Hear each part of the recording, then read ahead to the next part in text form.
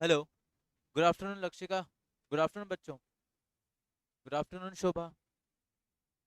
Good afternoon Jayashree Ritu. Good afternoon. Good afternoon Sachin. एक second यार, पहले उधर माइक का दिक्कत आ रहा था, अभी इधर पता नहीं स्क्रीन को क्या हो गया।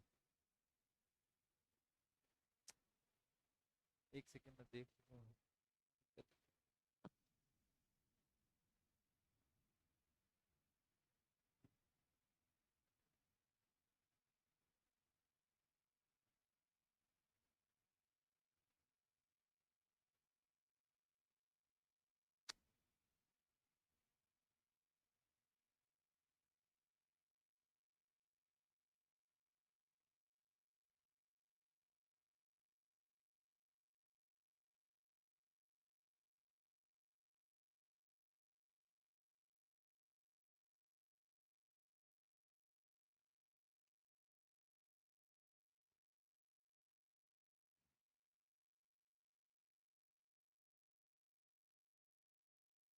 चलो ठीक है, अब सही है। हाँ जी।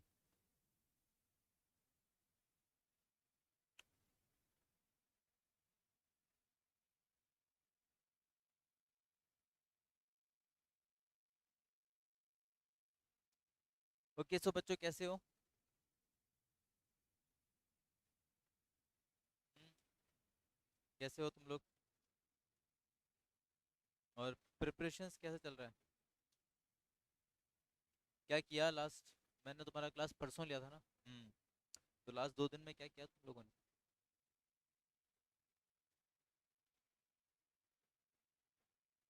देखिएगा, आज हम जो है गुड आफ्टरनून दिव्या। आज की इस क्लास में हम लोग जो नेक्स्ट चैप्टर है आपका इसमें मैनेजमेंट का, अभी इसके बाद सिर्फ एक ही चैप्टर बचेगा। ठीक है, एक चैप्टर भी नहीं है वैसे, वो 2-3 पेज का एक टॉपिक है छोटा सा। ठीक है, तो गुड आफ्टरनून साहिल। तो आज के सेशन में अपन क्या करेंगे, ये जो चैप्टर है लीडर एंड मोटिवेशन वाला, लीडरशिप एंड मोटिवेशन वाला, ये वाला खत्म करेंगे। एंड उसके बाद आपका सिर्फ एक ही चैप्टर, चैप्टर नहीं कहूँगा, एक टॉपिक बचेगा छोटा सा, that is decision making.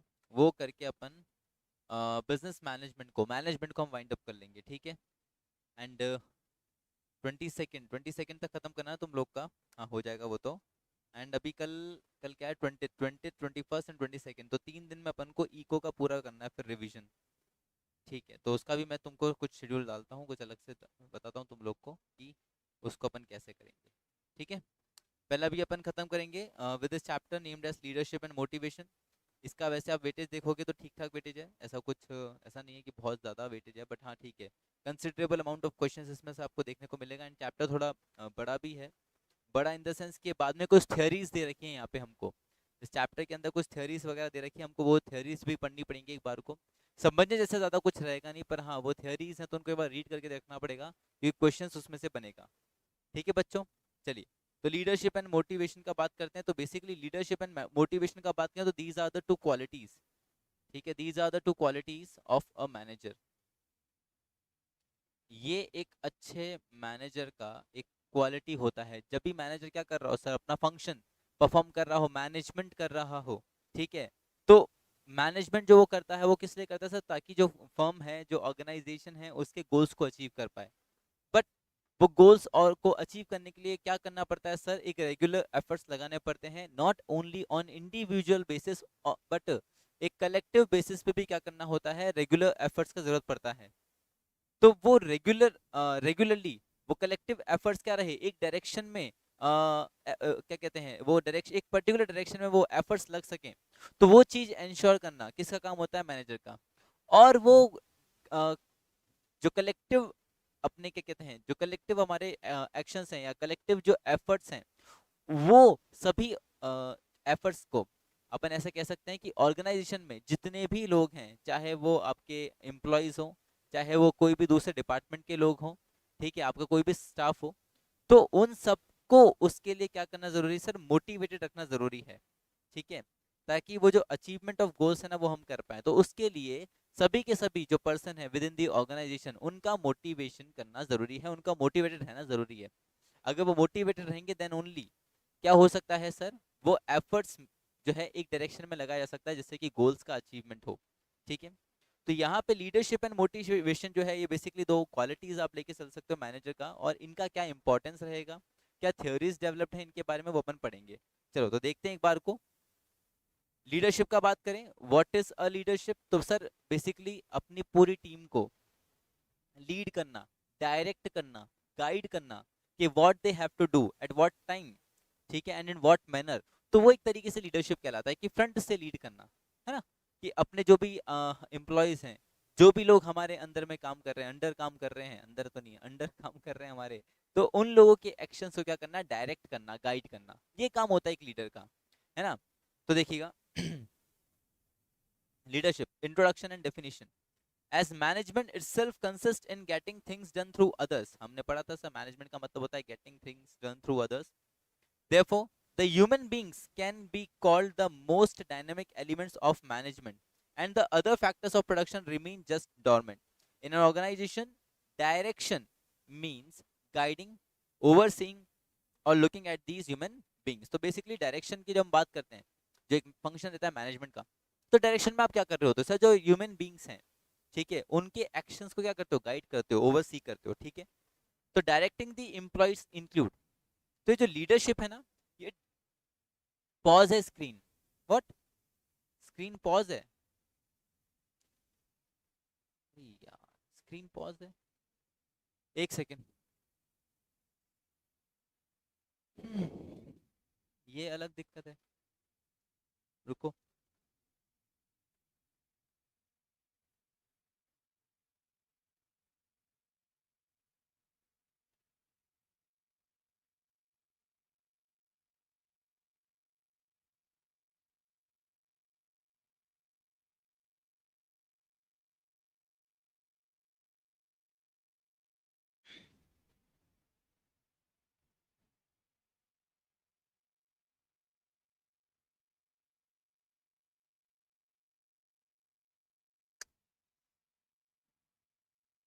Sir 2 page show हो रहा है स्क्रीन पे, 2 पेज कौन सा शो हो रहा था यार, रुको, ये बार बार क्यों अटक रहा है, ऐसा चल ही नहीं रहा अभी भी,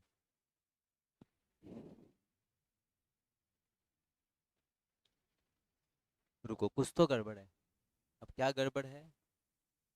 हम्म, ना ओके, कहाँ ओके बेटा, अभी मैं स्क्रीन ऐसा यहाँ पे ऊपर नीचे कर रहा हूँ, इसको स्क्रॉल कर रहा हूँ, नहीं आ रहा सामने, नहीं हो रहा सामने स्क्रॉल, कहाँ ठीक है बिल्कुल ठीक नहीं है।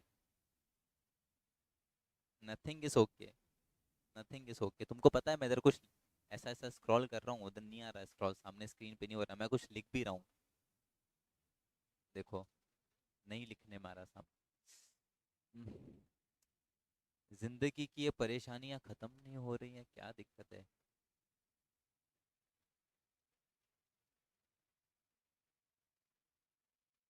This isn't okay, okay, this isn't okay.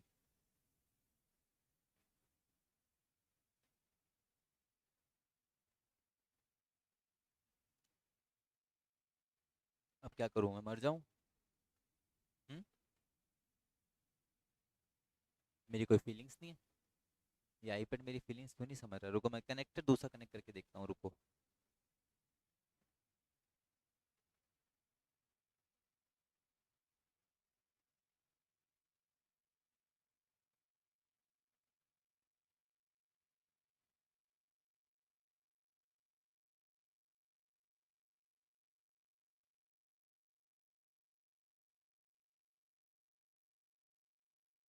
I hope this should work, ये काम करना चाहिए। सर इतना पढ़ा लो फिर दोबारा ठीक करके आ जाना। ठीक है ऋतु, ये भी ठीक है बेटा, ये ऐसा भी कर सकते हैं, वेरी गुड, सो स्मार्ट। कल भी प्रॉब्लम थी सर, दिक्कत सर की क्लास में, नहीं नहीं, अच्छा, रुको, अब एक काम करते हैं, ऋतु का आइडिया मुझे इतना बुरा नहीं लग रहा है, ठीक है, अच्छा है ऋतु का आइडिया, मैं इतना तो पढ़ ही देता हूँ एक बार को, ठीक है, जितना तुम लोग को दिख रहा है, ठीक है। देखो smart Ritu, you are so smart. देखो ध्यान देना था। तो बेसिकली जो ये जो लीडरशिप है, it is a part of direction self. ठीक है, डायरेक्शन का ही ये पार्ट है। तो directing the employees include, now जब हम एम्प्लॉयज को डायरेक्ट कर रहे होते हैं तो उसमें क्या क्या चीजें इंक्लूड होती हैं सर? तो देखो, सुपरवाइजिंग द एम्प्लॉयज, एम्प्लॉयज को सुपरवाइज करना, leading them, motivating them and communicating with them. तो एम्प्लॉयज के संग में बुक्स हैं सर हमारे पास। हाँ, तुम लोग के पास बुक्स है ना, फाइन। तुम लोग क्या बुक्स है ना यार, तो उसमें से देखो, है ना, वेरी गुड। हाँ, ऐसा ही करो। अरे मैं ये क्लास कैंसिल नहीं करूंगा, मुझे पढ़ाना है अभी, ये समझो, मैं बहुत परेशान हो गया हूँ वैसे भी ये सबको लेके। तो मैं आपको क्या कह रहा था कि जो लीडरशिप और मोटिवेशन है, डायरेक्शन का ही एक पार्ट है, डायरेक्टिंग का ही एक पार्ट है। क्योंकि डायरेक्टिंग जब हम बात करते हैं तो डायरेक्टिंग इंक्लूड्स फोर थिंग्स। क्या क्या चीजें? पहला, सुपरवाइजिंग देम, एम्प्लॉयज को सुपरवाइज करना। दूसरा, लीडरशिप, उनको लीड करना। दूसरा, तीसरा चीज क्या? तीसरा चीज उनको मोटिवेट करना। एंड चौथा चीज होता है कम्युनिकेट करना। ठीक है। तो जब हम मैनेजमेंट की बात करते हैं तो मैनेजमेंट के अंदर बच्चों समझना, एक अच्छा मैनेजमेंट या एक अच्छा मैनेजर तभी बनता है जब वो डायरेक्टिंग प्रॉपरली करे। क्योंकि उसने ऑर्गेनाइजेशन प्लानिंग वगैरह सब अच्छे से करा, बट डायरेक्टिंग अगर प्रॉपर नहीं है तो बेटा जितना भी उसका मेहनत था ना पहले का, वो सारा मेहनत बर्बाद हो जाएगा। ठीक है। देखो, मैनेजर्स और supervisors at all levels act as leaders. Managers हो, सुपरवाइजर्स हो, they all act as leaders because they have under them subordinates. तो लीडर कौन होता है? लीडर वो होता है जिसके नीचे कुछ लोग काम कर रहे हो, है ना, जिसके कुछ सबॉर्डिनेट्स हो। मैं अपने आप को लीडर बोल सकता हूँ क्या? हाँ, बोल सकता हूँ। ठीक है, क्योंकि तुम मेरी बात मानने के लिए हो, यू विल फॉलो मी, है ना, तो आई एम अ लीडर। तो basically leaders because they have under them subordinates whose efforts have to be organized and harmonized. Leadership is the process of directing. Leadership क्या है? Now what is leadership? आता है सवाल। तो leadership is the process of directing and influencing task related activities of group members, के group के जो members हैं, ठीक है, उनकी एक्टिविटीज को क्या करना? डायरेक्ट करना। और उनकी जो टास्क रिलेटेड एक्टिविटीज है उनको अपने, है ना, अपने वर्ड से इन्फ्लुएंस करना। तो that is called leadership. Leadership involves other people, subordinates और फॉलोअर्स। तो बेसिकली लीडरशिप में या तो सबॉर्डिनेट्स होते हैं या आपके कुछ फॉलोअर्स होते हैं। Leadership involves N unequal distribution of power between leaders and group members. तो लीडरशिप के अंदर क्या होता है? जो लीडर होता है और जो ग्रुप मेंबर्स होते हैं उनके बीच में अनइक्वल डिस्ट्रीब्यूशन होता है पावर का। लीडर के पास ज्यादा पावर रहता है, ग्रुप मेंबर्स के पास बहुत ही छोटा मोटा सा पावर रहता है। Leadership is the ability to use the different forms of power to influence followers behaviors of way. Leadership is another sense means the capacity of an individual to influence the thought and actions of other. तो basically what is leadership? Leadership कुछ ऐसा है, सीधा सीधा सा बात अगर हम कहें तो leadership ऐसा कुछ है जो क्या कर रहा है, दूसरों के आप एक्शंस को, दूसरों के कंडक्ट को, दूसरों की एक्टिविटीज को आप क्या कर रहे हो? गाइड कर रहे हो या इन्फ्लुएंस कर रहे हो। तो that is called leadership. Simple सी बात में अपन खत्म करते हैं, इतना मल्टीपल मल्टीपल लाइन की जरूरत ही नहीं है। फिर लीडरशिप जो है बच्चों मैनेजमेंट के लिए क्या होता है? बहुत ही एसेंशियल होता है। The ability to lead effectively is one of the keys to being an effective manager because he or she have to combine resources and lead a group to achieve objectives. तो basically कोई भी manager को सबसे ज्यादा successful होने के लिए किस चीज का जरूरत होता है सर? उसको जरूरत होता है कि वो अपने जो रिसोर्सेज हैं, मतलब वो प्रॉपरली अपने ग्रुप को क्या कर सके? लीड कर सके, ताकि जो भी रिसोर्सेज हैं उनको हम कंबाइन कर सकें in order to achieve the objectives. तो कुछ लोगों के अकॉर्डिंग, कुछ महान हस्तियों के अकॉर्डिंग लीडरशिप को उन्होंने अपने अपने वेज में डिफाइन किया है। आप लोग के पास बुक होगा, आप उसमें देख सकते हैं। जैसे डेविस का बात करें तो कीथ डेविस के अकॉर्डिंग बोले तो लीडरशिप जो है is the ability to persuade others to seek defined objectives enthusiastically. It is the human factor which binds a group together and motivates its towards goal. तो बेसिकली लीडरशिप क्या है sir? ये एक ability होता है एक इंडिविजुअल का, जिससे कि वो दूसरों, ये कोशिश करता है कि दूसरों से काम करा के वो अपने ऑब्जेक्टिव्स को क्या कर सके? अचीव कर सके सर। ठीक है। देन अकॉर्डिंग टू हेमन, हेमन का मानना क्या है कि लीडरशिप इज द प्रोसेस है, एक प्रोसेस है leadership, by which an executive imaginatively directs, guides, and influences the work of others in choosing and attracting specified goals by mediating between the individuals and the organization in such a manner that both will obtain maximum satisfaction. And needs and ओडर्नल का बात करें तो leadership is the ability of a manager to induce a subordinate to work with confidence and zeal. तो basically leadership, अगर सबसे अच्छा definition इसमें नूड्स एंड ओडर्नल का ही है, जिनका मानना ऐसा है कि लीडरशिप एक इंडिविजुअल का क्वालिटी है जिससे कि वो क्या करता है, अपने सबॉर्डिनेट्स को, है ना, अपनी बातें मनवाता है, ठीक है, और कॉन्फिडेंस और खुशी के साथ उनसे काम करवाता है। तो that is called leadership. Clear है? इन एसेंस अगर हम ऑल इन ऑल बात करें तो एसेंस वेसेंस का कुछ बात नहीं, सीधा आ जाओ कैरेक्टरिस्टिक के ऊपर। नेक्स्ट जो देखा है कैरेक्टरिस्टिक ऑफ लीडरशिप, लीडरशिप के कैरेक्टरिस्टिक का बात करते हैं। रुको एक बार मैं ट्राई करता हूँ वापस से स्क्रीन के चलाने का कि कैरेक्टरिस्टिक वाला पोर्शन आ जाए, है ना, एक सेकंड रुकना। अगर अभी भी नहीं चला तो फिर तो कुछ नहीं हो सकता।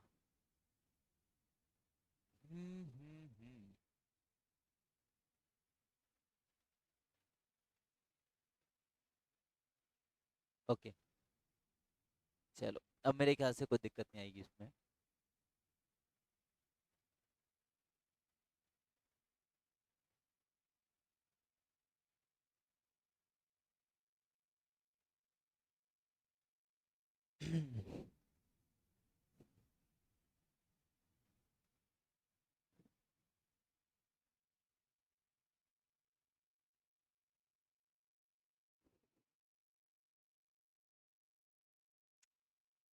कोई बात नहीं, जो दिख रहा है वही पढ़ लेते हैं। क्यों हो रहा है ऐसा, मुझे समझ में नहीं आ रहा, व्हाई दिस इज हैपनिंग।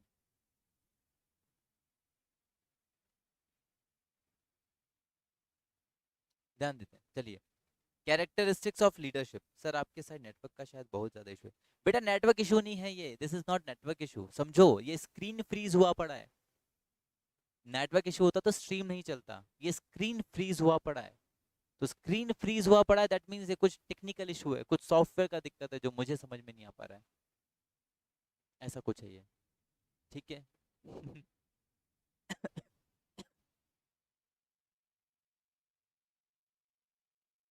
और ये ऐसा मेरा बैकग्राउंड में मुझे ऐसा लग रहा है ये हिमाचल, ये हिमालय वगैरह है, ये पहाड़ वहाड़ लग रहे हैं, ऐसा लग रहा है ये हिमालय वगैरह में खड़ा हूँ मैं, क्लास ले रहा हूँ। कुछ भी बैकग्राउंड है, कोई बात नहीं। देखो, कैरेक्टरिस्टिक्स पढ़ते हैं अपन तो लीडरशिप के ना, क्या कैरेक्टरिस्टिक है, कैरेक्टरिस्टिक आप लोग को बिल्कुल सही सही दिख रहे हैं। यस यस यस मनीषा, कोई बात नहीं मनीषा, हम लोग काम करवाते हैं इसमें, पावर कट अब नहीं होगा। वो जो दिक्कत हो रहा था बार बार, एक्चुअली क्या, वो पावर कट इसलिए हो रहा था बार बार कि हमारा जो एरिया है ना यहाँ पे, यहाँ पे वो हो रहा था, केबल जो था ना, केबल जो वायर होता है ना, वो उसको अंडरग्राउंड कर रहे थे। तो पिछले 5-6 दिन से लगातार वो इसी एरिया में काम कर रहे थे, तो इसलिए पावर कट बहुत हो रहा था। बट अब ऐसा कुछ नहीं होगा कि वो सारा काम यहाँ पे हो चुका है, अब आगे बढ़ चुके हैं वो लोग, तो power cut will not happen now. Sahil, मैं पहले याद है पहला पहला स्ट्रीम बनाया था वो मैं दूसरे सेटअप पे ले रहा था, अगर तुमने वहाँ पे बैकग्राउंड देखा हो तो, I was in another room, वहाँ वॉइस नहीं आ रहा था। अभी मैं दूसरे सेटअप पे आया हूँ, यहाँ पे मैं तुम्हारा दूसरा सेटअप ही है ये, यहाँ पे क्लास लेने आया हूँ, यहाँ पे ये स्क्रीन नहीं चल रहा है। Now let, now tell me what to do, what can I do. कूद जाऊँ अब मैं नीचे यहाँ से, I am on the second floor, तो मैं कूद जाता हूँ यहाँ से, आई थिंक, है ना।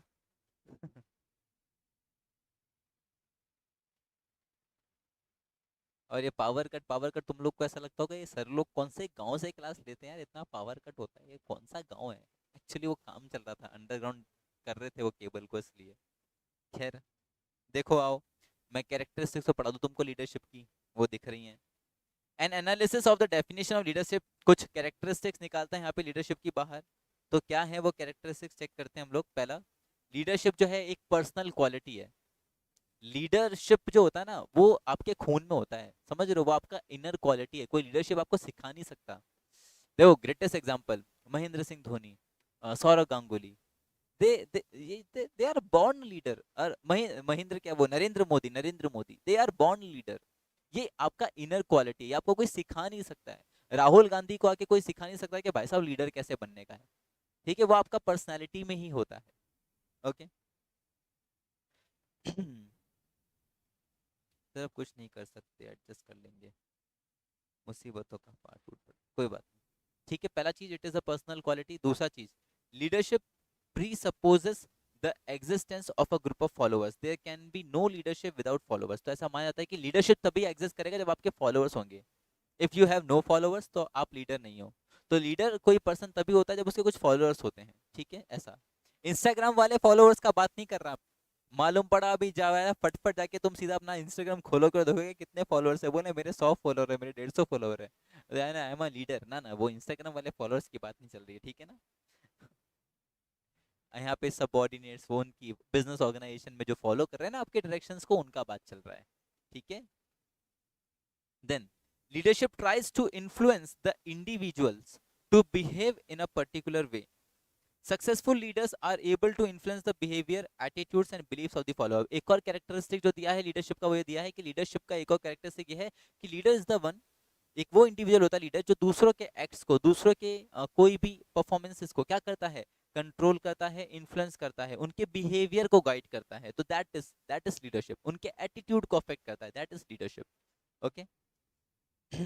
Then leadership arises out of functioning for a common goal. और रेशम कुमारी, गुड आफ्टरनून बेटा।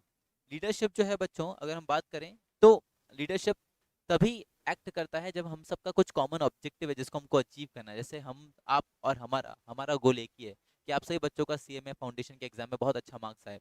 तो उसके लिए अगर मैं आपको कुछ काम कहूँ कि ऐसा करो वैसा करो, तुम अगर मुझे फॉलो करते हो तो दैट इज लीडरशिप। तो हमारे, तो लीडरशिप का क्वालिटी कहाँ से निकल के आया, क्योंकि हमको एक कॉमन ऑब्जेक्टिव अचीव करने का है, ठीक है। Then leadership is a continuous process of influencing behaviour.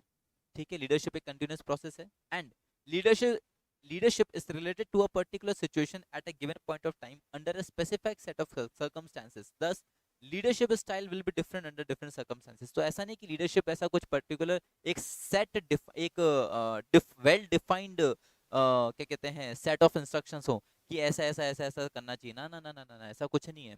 In different different situations an individual has to react in different different ways, ठीक है। तो जो ये लीडरशिप का जो बात है, ये डिफरेंट डिफरेंट सिचुएशन में डिफरेंट डिफरेंट वेज में परफॉर्म किया जाता है, ठीक है, ऐसा चीज। तो these are the characteristics of leadership. Now now now question arises, तो sir what is the difference between leadership and management, what is the difference between leadership and management. तो आप लोग के पास बुक है, आप उसमें देखिए, ठीक है। मैं बार बार जाके ऐसा नहीं करूंगा कि स्क्रीन को ऐसा ऊपर से नीचे करूँ, बराबर आप लोग को एडजस्ट करना पड़ेगा, ठीक है। डिफरेंस का बात करें लीडरशिप और मैनेजमेंट का, तो ये डिफरेंस आता है बच्चों, I hope you all are having your books, है ना, सभी के पास हैं बुक्स अपना अपना। तो लीडरशिप और मैनेजमेंट के डिफरेंसेस का बात करें तो द फोकस ऑफ लीडरशिप का अपन बात करें, पहला difference, the focus of leadership is on leading people. वहीं मैनेजमेंट का जो फोकस रहता है वो किस पे रहता है, वर्क को मैनेज करने पे। लीडरशिप का जो मेन फोकस रहता है वो रहता है कि भाई लोगों को किस तरह से लीड करें ताकि वो कोई काम करें। बट मैनेजमेंट में हमारा मेन फोकस क्या रहता है कि जितना भी रिसोर्सेज हमारे पास अवेलेबल है उसको हमको किस तरह से मैनेज करना ताकि हम हमारा ऑब्जेक्टिव अचीव कर पाए। तो वहाँ पे आप रिसोर्सेज को मैनेजमेंट का बात कर रहे हैं, यहाँ पे आप लोगों को लीड करने का बात कर रहे हैं। तो दोनों में फोकस आपका अलग अलग चीजों पे है, ठीक है, अगर अपन डिफरेंस समझे between leadership and management. Then दूसरा चीज का यदि अपन बात करते हैं, दूसरा चीज आता है आपका leadership has leader follower relationship, but management में है सुपीरियर सबऑर्डिनेट रिलेशनशिप। लीडरशिप का बात करते हैं तो वहाँ पे लीडर और फॉलोअर, ये एक तरह का रिलेशनशिप हमको देखने को मिलता है। बट जब हम मैनेजमेंट का बात करते करते हैं तो वहाँ पे सुपीरियर एंड सबऑर्डिनेट्स हमको देखने को मिलते हैं, ठीक है। Then leadership is a part of management and one of the managerial function. Leadership क्या है, एक मैनेजमेंट का एक फंक्शन है। मैंने कहा था डायरेक्शन, तो डायरेक्शन में लीडरशिप आता है, तो it is one of the function of management. But management खुद अपने आप में क्या है, मैनेजमेंट खुद अपने आप में एक चीज है जिसमें ये सारी चीजें इंक्लूडेड हैं। तो management is the formal and organized groups. तो एक डिफरेंस आप समझ सकते हो between leadership and management. Now इधर कुछ क्वालिटीज दिया है, एक सक्सेसफुल लीडर का क्या क्या क्वालिटीज होता है। हाय सर, हाँ मनीषा हाय, कहो क्या हुआ मनीषा है? ये क्या चीज है, क्या हुआ, तुम स्क्रीन के लिए बोलना चाह रही थी क्या मनीषा। बेटा स्क्रीन का बात ऐसा मैंने बताया ना मनीषा, वो तो पॉज ही रहेगा, है ना, तुमको बुक में से देखना है। देखो इधर तो ना क्वालिटीज का बात करते हैं कि एक अच्छे लीडर में क्या क्या क्वालिटीज होना चाहिए सर। तो पहला चीज दे रखा है इसमें फिजिकल एनर्जी एंड स्टेमिना। कि लीडर में सर बहुत ऐसा एनर्जी होना चाहिए, है ना, ऐसा बहुत एनर्जी होना मांगता है लीडर में। तुम नरेंद्र मोदी जी का बात करो, है वो बंदा एनर्जेटिक बिल्कुल एकदम ऐसा फिट फाट, योगा करता है सुबह 6 बजे उठ के। तुम करते हो, नहीं करते। तो एक अच्छे लीडर में सर कुछ क्वालिटीज होनी चाहिए। पहला चीज कि फिजिकल एनर्जी बहुत ज्यादा होना चाहिए सर, उसका फिजिकल अपीयरेंस ऐसा होना चाहिए जिसको देख के लोग क्या हो, उसके उससे अट्रैक्ट हो और लोगों को ऐसा लगे कि हाँ यार ये आदमी समझदार है, इसकी बात माननी चाहिए। तो पहला चीज क्या है, उसका फिजिकल अपीयरेंस अच्छा होना चाहिए कि भाई फिजिकल एनर्जी उसका अच्छा होना चाहिए, उसका एक ऑरा बहुत अच्छा होना चाहिए, उसमें से वाइब्स बहुत अच्छी आनी चाहिए, ठीक है। एंड प्रॉपर एक स्टैमिना होना चाहिए। स्टैमिना का तो पता नहीं क्यों बोला, बट हाँ फिजिकल एनर्जी होना चाहिए, स्टैमिना भले हो नहीं हो कोई दिक्कत नहीं। दूसरा चीज intelligence, he should be an intellectual person. वो एक इंटेलिजेंट पर्सन होना चाहिए जिसको पता है कि किस तरीके से लोगों से काम करवाना है, किस तरह से लोगों से काम निकलवाना आना चाहिए। काम करवाना नहीं, काम निकलवाना आना चाहिए, तो इंटेलिजेंट होना चाहिए एक लीडर। Then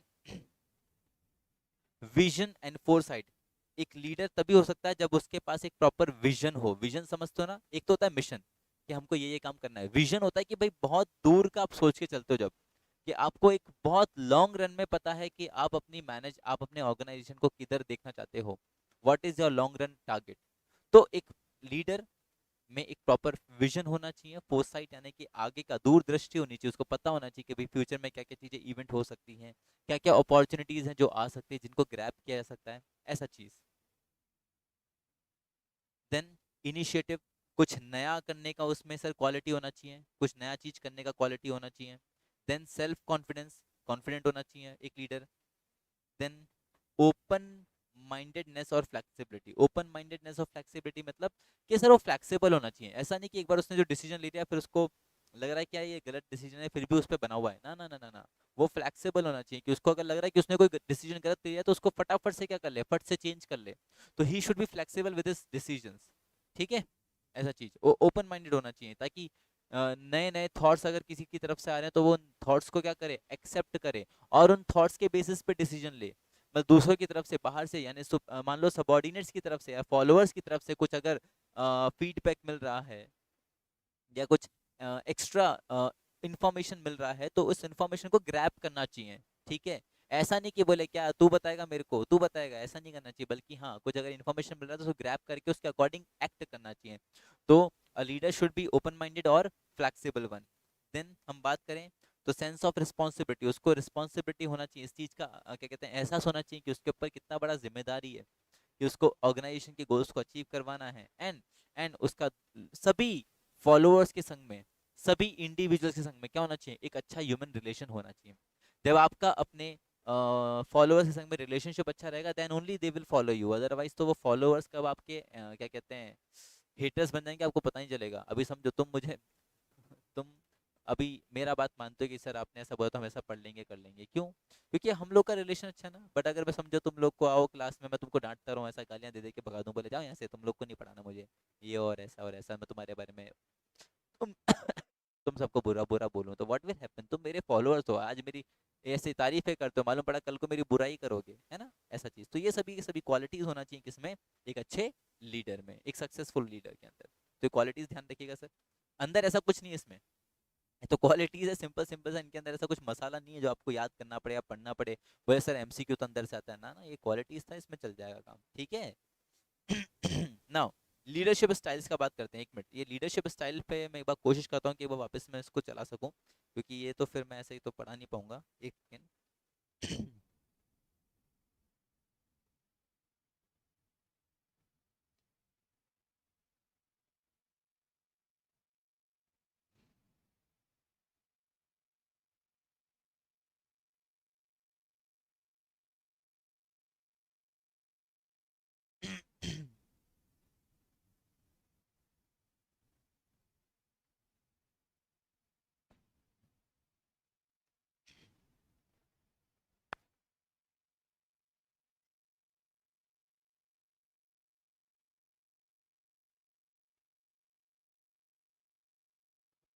hello. अरे चल गई स्क्रीन। बधाई हो बच्चों, बधाई हो, बहुत बहुत बधाई हो आप सभी को। It is the time to cheer. Miracle हो गया, मिरेकल। आ जाओ। चलिए आगे बढ़ते हैं यहाँ से, ठीक है। नाउ नेक्स्ट आ रहा है लीडरशिप स्टाइल्स, कि क्या क्या लीडरशिप के स्टाइल्स हैं जिनको फॉलो किया जा सकता है, मैनेजर जिनको फॉलो कर सकता है in order to lead the team, in order to lead the organization. चलिए देखते हैं। लीडरशिप स्टाइल्स, तो we can say types of leadership, ठीक है। तो they can be classified under the following categories, चार कैटेगरीज दिया यहाँ पे। Leadership style based on the use of authority, then leadership continuum, involving a variety of styles ranging from a maximum to a minimum use of power and influence. Then leadership styles described in Managerial Grid by Blake and Mountain and Systems of Management by Rensis Likert. तो ये एक तो use of authority के उसमें leadership का style दिया हुआ है, एक कॉन्टिनम के उसमें लीडरशिप का स्टाइल दिया हुआ है जिसमें मिनिमम से मैक्सिमम तक क्या करते हैं पावर, और पावर को यूज करके लीडरशिप क्या आता है। फिर एक मैनेजरियल ग्रिड है जो कि ब्लेक और माउंटेन ने दिया है, और एक सिस्टम्स ऑफ मैनेजमेंट है जो कि रेंसिस लाइकट ने दिया है। तो ये चार अलग अलग स्टाइल दिया हुआ मैनेजमेंट लीडरशिप का, जिनको अपन पढ़ेंगे, डोंट वरी, पढ़ेंगे ना। क्या है ये देखते हैं आपको भी सर शुक्रिया ना। तो बेस्ड ऑन अथॉरिटी, अथॉरिटी के बेसिस पे बात करें तो लीडरशिप का कौन सा स्टाइल है, क्या है, आओ चेक करते हैं। बस बस बस बस बच्चों, मैं समझ गया, तुम्हारी खुशी मैं समझ पा रहा हूँ, बस। On the basis of how leaders use their power, leadership styles can be classified into three broad categories. पहला autocratic, participative and free reign। मतलब जो पावर है लीडर के पास या जिन पावर को यूज कर सकता है in order to lead the organization, उस बेसिस पे यदि अपन देखें तो लीडरशिप के तीन कैटेगरीज बन सकते हैं। एक तो ऑटोक्रेटिक, ऑटोक्रेटिक मतलब जहाँ पे सारा का सारा हम खुद से करें, सारी की सारी पावर खुद के पास रखे, खुद को सुपीरियर समझे, बाकी सबको ऐसा कुछ भाव न दे। एक पार्टिसिपेटिव, पार्टिसिपेटिव मतलब दूसरों को भी इन्वॉल्व करे, ठीक है, इन लीडिंग द ऑर्गेनाइजेशन। और एक होता है फ्री रेन, सबको आज़ादी, जिसको जो करना है करो, ठीक है। तो इस तरह को लीडरशिप का टाइप्स देखने को मिल सकता है on the basis of authority. आ जाओ देखते हैं इसको एक बार, गो थ्रू करते हैं क्या क्या है इनमें। एक आता है ऑटोक्रेटिक और ऑथोरिटेरियन लीडरशिप। इसमें क्या है sir, N autocratic leader exercises complete control. मैंने कहा ना ऑटोक्रेटिक में क्या होगा, सारा का सारा कंट्रोल खुद के पास रखेगा, okay, complete control over the subordinates. He centralizes the power in himself and takes all decision without consulting the subordinates। तो जब आप सारे डिसीजन खुद ही ले लो, जब आपको सुपीरियर, जब आप खुद को सुपीरियर समझो और दूसरों को क्या ना करो, जरा सा भी आप डिसीजन मेकिंग में इन्वॉल्व ना करो, ठीक है। और ऐसा अपन समझ सकते हैं कि जब सारी पावर का सेंट्रलाइजेशन हमने खुद के पास कर लिया है, सारा डिसीजन मेकिंग हम खुद ही कर रहे हैं, तो वो क्या कहलाता है, वो कहलाता है आपका ऑटोक्रेटिक लीडरशिप, ठीक है। अब नेक्स्ट आगे देखते हैं इसमें। he dominates and drives his group through cohesion and command। he loves power and never delegates authority। ये आपका क्या चल रहा है, ऑटोक्रेटिक लीडरशिप चल रहा है।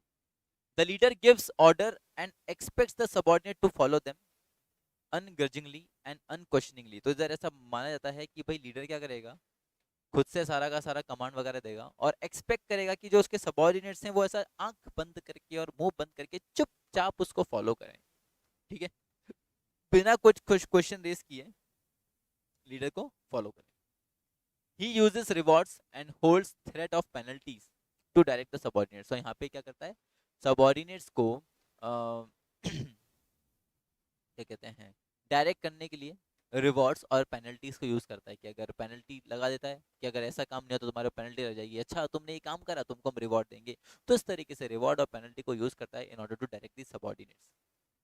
एडवांटेजेस का बात करें सर, इसका ऑटोक्रेटिक लीडरशिप का क्या एडवांटेज है, तो एडवांटेजेस वगैरह डिसएडवांटेजेस वगैरह पढ़नी पड़ेगी सर हमको इसका, ठीक है, अभी देखना पड़ेगा। देखो एडवांटेजेस का बात करूं तो autocratic leadership style permits quick decision making. यहाँ पे डिसीजन जल्दी ले सकते हो, क्यों, क्योंकि सारा का सारा पावर मेरे पास है, सेंट्रलाइज्ड है। तो मैं यहाँ पे अकेला हूँ, है ना, मुझे किसी से पूछने का जरूरत नहीं है, तो यहाँ पे डिसीजन लेने में मुझे टाइम नहीं लगेगा, ठीक है। It provides strong motivation and satisfaction to the leader who dictates terms. तो ये जो ऐसे लोग होते हैं जिनको लोगों के ऊपर डिक्टेट करना पसंद है, तो उनको बहुत ऐसा मोटिवेशन और सेटिस्फैक्शन देता है। Less competent subordinates are needed at lower levels, ठीक है, जो ज्यादा कॉम्पिटेंट सबऑर्डिनेट्स नहीं है, जो सीधे सीधे बस लोगों का दूसरों का कहा मान के काम करते हैं, तो वैसे वैसे सबऑर्डिनेट्स को आप यहाँ पे क्या कर सकते हो, कंट्रोल कर सकते हो। The style may yield positive results when promptness is required, ठीक है। डिसएडवांटेजेस का बात करूं तो autocratic style leads to frustration, low morale and conflict among subordinates. तो जो सबऑर्डिनेट्स हैं उनके लिए ये पॉजिटिव नहीं हो सकता है, क्यों, क्योंकि यहाँ पे उनको क्या करना है, फॉलो करना है, ऐसा आंख बंद करके सीधे से फॉलो करना है। They can not raise any question, ठीक है, वो कुछ भी नहीं पूछ सकते, उनको किसी भी तरह की डिसीजन मेकिंग में इन्वॉल्व नहीं किया जाएगा, तो it will lead to the frustration, it will lead to conflict, it will lead to low morale among the employees. ठीक है, then subordinates tend to shrink responsibility and initiative. तो जो subordinates हैं उनके ऊपर रिस्पॉन्सिबिलिटी, मतलब अपना रिस्पॉन्सिबिलिटी वो कम करते चलते हैं, क्योंकि उनको तो सिर्फ फॉलो अप करना है ना, जो सामने वाले लीडर बोल रहा है वैसा वैसा फॉलो करना है, तो रिस्पॉन्सिबिलिटी, सेंस ऑफ रिस्पॉन्सिबिलिटी कम हो जाता है। एंड कुछ नया करने का जो एक होता है ना कि नया करके दिखाना है, कुछ नया करना है, कुछ इनिशिएट करना है, वो एक जो क्वालिटी होता है वो बिल्कुल खत्म हो जाता है। क्यों? क्योंकि हम लोग यहाँ पे खुद कुछ सजेस्ट कर ही नहीं सकते ना, जैसा बोला जाएगा वैसा करने का है। Then full potential of subordinates and their creative ideas are not utilize. तो जो सबॉर्डिनेट्स हैं उनके पूरे पोटेंशियल को यूटिलाइज नहीं कर पाते हैं। And organizational continuity is threatened in the absence of the leader because a subordinate gets no opportunity for development. अब मान लो किसी दिन लीडर अगर अवेलेबल नहीं है तो वहां पे सर ऐसा पॉसिबिलिटी है कि काम जो है बंद हो सकता है, क्योंकि सबॉर्डिनेट्स का प्रॉपर कभी डेवलपमेंट हुआ ही नहीं है, कि उनको कभी इस तरह का अपॉर्चुनिटी मिला ही नहीं है कि वो खुद से क्या कर सके, ऑर्गेनाइजेशन को कंट्रोल कर सके। ठीक है, तो ये कुछ डिसएडवांटेज रहते हैं ऑटोक्रेटिक लीडरशिप के। देन नाउ ये तो हो गया ऑटोक्रेटिक, अभी नीचे वाला पढ़ लेना बाद में। नाउ डेमोक्रेटिक या पार्टिसिपेटिव लीडरशिप। डेमोक्रेटिक मतलब है सबसे पूछ के काम करना, सबको इन्वॉल्व करना डिसीजन मेकिंग में, सबसे कंसल्ट करके काम करना, तो सेंस ऑफ रिस्पॉन्सिबिलिटी बना रहता है, सेंस ऑफ बिलोंगिंगनेस बना रहता है, तो दैट इज कॉल्ड पार्टिसिपेटिव और we can say democratic leadership. देखिएगा, अ कंसल्टेटिव और democratic leader takes decision in consultation and participation with the subordinates. He decentralizes the authority। यहाँ पे जो authority होता है उसको क्या कर दिया जाता है सर, decentralize कर दिया जाता है, and allows the subordinates to share his power. The leader does what the group wants and follows the majority opinion. He keeps the followers informed about matters affecting them. A democratic leader provides freedom of thinking and expression. He listens to the suggestions, grievances and opinions of the subordinates। तो basically यहाँ पे majority basis पे decision ले जाते हैं कि कोई काम करना है तो भाई मेजॉरिटी जो पीपल जिस चीज़ के फेवर में होंगे वही काम किया जाएगा। ठीक है, जो भी फॉलोअर्स होते हैं उनको इन्फॉर्म रखा जाता है हर चीज़ के बारे में कि भाई क्या काम किया जाने वाला है, क्या काम होने वाला है, और सभी को यहाँ पे फ्रीडम होता है कि सभी अपने अपने अकॉर्डिंग अपना जो थॉट्स हैं वो लीडर को बता सकते हैं, अपनी थॉट्स को एक्सप्रेस कर सकते हैं उनके, और अगर कुछ इनिशिएटिव्स हो तो उनके अकॉर्डिंग काम लिया जा सकता है। तो ये होता है आपका डेमोक्रेटिक लीडरशिप। एडवांटेजेस का बात करें तो sir consultative leadership improves the job satisfaction and moral of subordinates. Moral जो है इंप्रूव होगा। It cultivates the decision making ability of subordinates. Subordinates पे डिसीजन मेकिंग एबिलिटी डेवलप होता है। The leader multiplies his ability through the contribution of his followers. तो leader जो क्या करता है, लीडर अपनी एबिलिटीज को बढ़ा पाता है। क्यों? क्योंकि उसको अपने सबऑर्डिनेट से कुछ ना कुछ मदद मिल रहा है, तो वो अपनी जो एबिलिटीज है उसको इनहेंस कर पाता है। It develops positive attitude of the leader and reduces resistance to change. The quality of decision is improved. Labour absenteeism, labour turnover is reduce. तो ये कुछ एडवांटेजेस हैं डेमोक्रेटिक का। डिसएडवांटेजेस का बात करूं तो it may be prove to be time consuming, क्योंकि आप सबका पहले राय लोगे फिर अकॉर्डिंग उसके अकॉर्डिंग काम करोगे तो उसमें टाइम ज़्यादा लग जाएगा। ठीक है, it may not yield positive results when subordinates prefer minimum interaction with the leader. तो जहाँ पे सबऑर्डिनेट्स ऐसे शाय टाइप हों, अपने लीडर के साथ इंटरेक्ट नहीं करना मांगते, तो वहाँ पे ये मे बी आपको पॉजिटिव रिजल्ट ना दे। Over a period of time subordinates में develop the habit of expecting to be consulted. और क्या पता थोड़े टाइम बाद सबऑर्डिनेट्स को ऐसा लगने लगे कि यार अब तो हर मैटर के लिए हमसे पूछना जरूरी है ना। ऐसा आदत क्या पता पड़ जाए लोगों का कि किसी मैटर में आपने अगर उनसे कंसल्ट नहीं किया तो क्या पता बुरा मान जाए, कि बोले यार हर आज से पहले तो हर मैटर में हमको पूछा जाता, बोले इसमें तो हमको पूछा ही नहीं गया। ऐसा कुछ हो सकता है। Consultation may be interpreted as a sign of incompetence on the part of the leader to deal with problems. अगर कंसल्टेशन ले रहे हो तो दैट मीन्स ये इंडिकेट कर रहा है कि लीडर इज इनकॉम्पिटेंट, कि वो खुद से वो प्रॉब्लम सॉल्व नहीं कर पा रहा है, इसलिए दूसरों की सलाह लेके काम कर रहा है। then it may be used as a means of passing the buck to others and abdicating responsibility। तो बेसिकली एक तरीका हो गया कि आपके ऊपर जो जिम्मेदारी आई थी ना, आपको डिसीजन खुद से लेना था, वो आपने दूसरों पे ट्रांसफर कर दिया। then it requires considerable communicating and persuasive skills on the part of leader। तो ये कुछ डिसएडवांटेज आप समझ सकते हो इसका, डेमोक्रेटिक लीडरशिप का। ये है ऑटोक्रेटिक, जहाँ पे सारा का सारा पावर इसके पास है, लीडर के पास। ये है डेमोक्रेटिक, जहाँ पे वो सबका इनपुट पहले ले रहा है, उसके अकॉर्डिंग डिसीजन ले रहा है। ठीक है, ऐसा कुछ। क्या फूल बनाए यार। चलो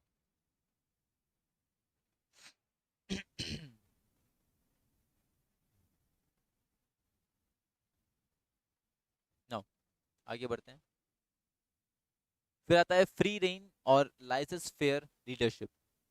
सब अपनी मर्जी के मालिक हैं, जो जिसको करना है करो, कोई दिक्कत नहीं है, खुली छूट है सबको। देखिएगा, free rein leadership involves complete delegation of authority so that subordinates themselves take decisions. The free rein leader avoids power and relinquishes the leadership position. He serves only as a contact to bring the information and resources needed by the subordinates. तो basically जहाँ पे leader क्या करे, अपनी सारी की सारी authority को डेलीगेट कर दे टू दी सबऑर्डिनेट्स, है ना, और जहाँ पे वो सिर्फ नाम का लीडर है, कुछ काम कर नहीं रहा है ना, जहाँ पे वो सिर्फ क्या करे, इन्फॉर्मेशन पहुंचाने का काम करे अपने सबऑर्डिनेट्स को, उनसे उनको रिसोर्सेज अवेलेबल कराने का काम करे, और जहाँ पे सारा का सारा डिसीजन सबऑर्डिनेट्स को ही लेना हो, और सारी की सारी पावर भी डेलीगेट सबऑर्डिनेट्स को कर दी गई हो, तो उसको अपन बोलते हैं फ्री रेन लीडरशिप। ठीक है, एडवांटेजेस का बात करें तो क्या एडवांटेजेस है sir? Positive effect on on and on job satisfaction and moral of subordinates, क्योंकि सारा का पावर उनको मिल गया, सारा का सारा पावर उनको मिल गया, तो दे विल बी मोटिवेटेड, उनका मोरल हाई रहेगा। Maximum possible scope for development of subordinates, for utilization of the potential of subordinates, तो आप अपने सबऑर्डिनेट्स का फुल यूटिलाइजेशन कर सकते हैं, इंडिविजुअल सबऑर्डिनेट का डेवलपमेंट हो सकता है, और मोरल हाई रहेगा। ये तो भाई सबऑर्डिनेट्स के नजरिए से हो गए सारी के सारे एडवांटेजेस। डिसएडवांटेजेस का बात करें तो subordinates do not get the guidance and support of the leader, उनको गाइड करने वाला कोई नहीं होता, उनको खुद से सारा काम करना रहता है। It ignores the leader's contribution just as autocratic style ignores the contribution of the subordinates, तो यहाँ पे लीडर की कंट्रीब्यूशन को बिल्कुल इग्नोर कर दिया जाता है। एंड देन सबऑर्डिनेट्स में move in different directions and may work at cross purposes which may degenerate into chaos, तो बेसिकली ऐसा हो सकता है कि कोई सबऑर्डिनेट कुछ और डायरेक्शन में काम कर रहा हो, कोई सबऑर्डिनेट कुछ और डायरेक्शन में काम कर रहा हो, ठीक है, दो सबऑर्डिनेट्स के एक्शन एक दूसरे को कॉन्ट्राडिक्ट कर रहे हो, तो ये काफी पॉसिबिलिटी है, तो ये आपको देखने को मिलता है disadvantage in case of free rein leadership.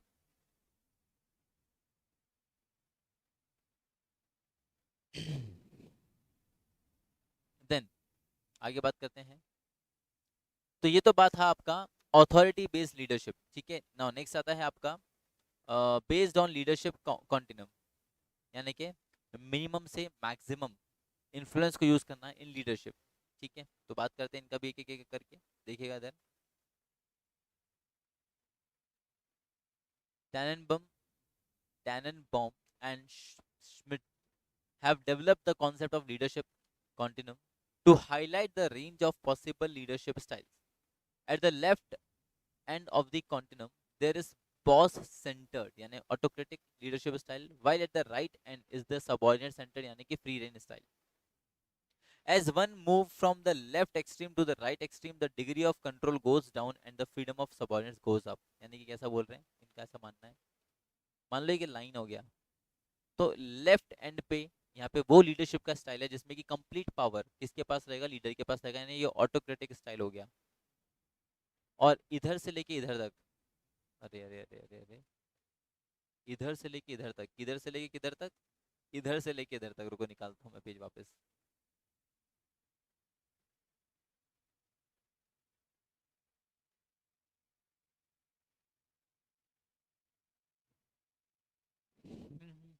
हाँ, तो इधर से लेके इधर तक, अब मान लो ये जो दूसरा एंड है, इस पे वो लीडरशिप का स्टाइल है जो कि डिसेंट्रलाइज था, है ना, फ्री रेन का बात करें, तो इधर से लेके इधर तक के बीच में जितने भी स्टाइल्स आ रहे हैं, तो सब में क्या होता रहेगा, जो कंट्रोल है लीडर का वो वेरी करेगा।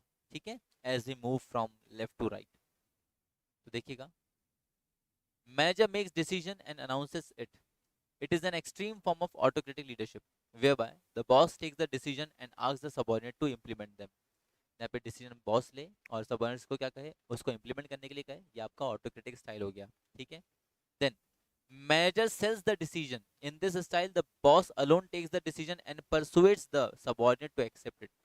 sells the decision मतलब जहाँ पे मैनेजर ने डिसीजन लिया है और वो फिर अपने सबऑर्डिनेट्स को सबऑर्डिनेट से एक्सेप्ट कर रहा है कि यार वो उसका कहाँ मानेंगे, उसके अकॉर्डिंग काम करेंगे, तो यहाँ पे थोड़ा पावर सेंट्रलाइजेशन थोड़ा कम हुआ। देन तीसरा style, manager presents the idea and invites question, जहाँ पे मैनेजर अपना आइडिया प्रेजेंट कर रहा है और लोगों से क्वेश्चन इनवाइट कर रहा है, बोले बताओ आपका क्या कहना है इस बारे में। This style involves greater involvement of subordinates. The boss arrives at the decision and asks subordinate to express their views. तो ये तीसरा एक स्टाइल हो गया ऑन द बेसिस। ये किसका बात कर रहे हैं हम? बात कर रहे हैं लीडरशिप कॉन्टिनम का, जिसमें अलग अलग स्टाइल्स देखने को मिल रहा है हमको लीडरशिप का। Then next style, manager presents tentative decision subject to change. Herein, the boss take a tentative decision and modifies it in the light of views expressed by subordinate. तो बेसिकली चौथा क्या है, जहाँ पे कोई भी इंपॉर्टेंट डिसीजन, टेंटेटिव डिसीजन कौन ले रहा है? बॉस ले रहा है, और फिर वो उसको डिसीजन को दूसरों के सामने रख रहा है, और फिर सबॉर्डिनेट से ऐसा चाह रहा है कि सबॉर्डिनेट्स क्या करें, कुछ ना कुछ अपना व्यू एक्सप्रेस करें उन डिसीजन पे। तो ये एक चौथा तरीका हो गया, चौथा स्टाइल हो गया लीडरशिप का। Then manager presents problem, get suggestion and take decision. एक तरीका क्या हुआ लीडरशिप का कि जहाँ पे मैनेजर यानी लीडर क्या कर रहा है, जो भी प्रॉब्लम है उसको दूसरों के सामने रख रहा है, अपने सबॉर्डिनेट्स के सामने रख रहा है, उनसे फिर आंसर्स इनवाइट कर रहा है, और जो भी बेस्ट अच्छा आंसर लग रहा है, जो भी बेस्ट सॉल्यूशन लग रहा है, उसको इंप्लीमेंट किया जा रहा है, ठीक है, डिसीजन लिया जा रहा है। तो एक स्टाइल हो गया। In this case the boss takes the decision after hearing the suggestion from subordinates, and then manager defines the limit and ask the group to make decision. Under this style of leadership, the boss gives the freedom to subordinates to take decisions subject to predetermined limits. तो basically एक तरीका ये हो गया leadership का, जहाँ पे आपने क्या कर रखा है, अपने सबॉर्डिनेट्स को पहले से कुछ लिमिट्स स्पेसिफाई कर रखा है, कुछ पावर्स दे रखा है, और फिर अपने जो भी ग्रुप हैं, जो भी सबॉर्डिनेट्स हैं, उनको आप क्या बोल रहे हैं, उनसे आप बोल रहे हैं कि भाई आओ और अपनी पावर्स का यूज़ करके क्या करो, with in the limited power that you have, उसके बेसिस पे कुछ डिसीजंस लो। तो ये एक तरीका हो गया लीडरशिप के स्टाइल का। देन एक लीडरशिप के स्टाइल का तरीका क्या हो गया, manager permits subordinates to function within the limits defined by him. This style involves full participation of subordinates. The boss defines overall limit, subordinates are free to decide and act within this limit. तो जहाँ पे सबको अपना power assigned हो, सबको अपना power defined हो, और उनकी उस पावर के बेसिस पे सभी सबऑर्डिनेट्स फ्रीली होकर अपना डिसीजन ले काम करें, तो वो होता है आपका एक और स्टाइल लीडरशिप का। तो ये कुछ 7 स्टाइल्स हैं लीडरशिप का। जब अपन बात करते हैं लीडरशिप कॉन्टिनम का, जहाँ पे आप देख रहे हो डिग्री, मतलब जो कंट्रोल था, डिग्री ऑफ कंट्रोल था, वो कैसे वेरी कर रहा है from the first style of leadership to the last style of leadership, ठीक है। The continuum approach to leadership provides a wide range of leadership behavior. It identifies the behavioral alternative available to a manager and highlights the dynamic nature of leadership. It also suggests that the leadership style should be adapted to the requirements of the particular situation. While choosing the appropriate style, a manager should consider the following factor. तो basically आपको इनमें से कौन सा style follow करना है leadership का, उसके लिए आप कुछ फैक्टर्स ध्यान रखते हो। तो the factors affecting the choice of leadership, the factors affecting the choice of leadership. तो कौन कौन से फैक्टर्स है जो अफेक्ट कर सकते हैं हमारी चॉइस को? पहला, फोर्सेस इन द मैनेजर, यानी कि managers value system, his confidence in the subordinates, his leadership inclination and his tolerance of ambiguity. तो बेसिकली पहला चीज जिस पे लीडरशिप आपका डिपेंड करेगा वो ये है कि भाई आपका अपने सबऑर्डिनेट्स पे कितना कॉन्फिडेंस है ना, कितना ट्रस्ट करते हैं आप उनके ऊपर, एंड अगर कुछ कुछ गड़बड़ होता है तो कितना डिग्री आप उसको टॉलरेट कर सकते हो, ठीक है। Then forces in the subordinates, subordinates need for independence, their tolerance for ambiguity, their willingness to assume responsibility for decision making, their interest in an understanding of problem, their understanding of and identification with organizational goals, their experience with and expectations of leadership। तो basically ये भी कुछ factors हैं जो leadership को affect करते हैं कि भाई कौन सा लीडरशिप लीडरशिप रहेगा, कि भाई ऑर्गेनाइजेशन के जो सबॉर्डिनेट्स हैं हाउ टैलेंटेड दे आर, क्या वो डिसीजन जो भी डिसीजन मेकिंग करना चाह रहे हैं उसके लिए रिस्पॉन्सिबिलिटी लेने को रेडी हैं, है ना, whether they are experience, whether they have some knowledge और नॉट, ऐसा कुछ। फिर फोर्सेज इन द सिचुएशन, ये भी एक फैक्टर जो अफेक्ट करेगा, that is forces in the situation, which means type of organization कैसा है, नेचर ऑफ प्रॉब्लम कैसा है, ग्रुप इफेक्टिवनेस कैसा है, टाइम कितना है। तो इन बेसिस पे हम क्या कर सकते हैं, स्टाइल ऑफ लीडरशिप को चूज कर सकते हैं इन सभी फैक्टर्स के बेसिस पे। क्लियर है? तो आप ध्यान रखिएगा, फोर्सेस इन द मैनेजर में मैनेजर का वैल्यू सिस्टम, मैनेजर का कॉन्फिडेंस सबऑर्डिनेट्स के अंदर, और टॉलरेंस ऑफ एम्बिग्यूटी। फिर सबऑर्डिनेट्स के अंदर भी वही, एक tolerance of ambiguity, independence, their skills, their experience, ये सब। और फोर्सेस इन द सिचुएशन में type of organization, nature of problem and group effectiveness and time pressure. तो ये कुछ फैक्टर्स हैं जो कि अफेक्ट करते हैं कि द चॉइस ऑफ लीडरशिप को।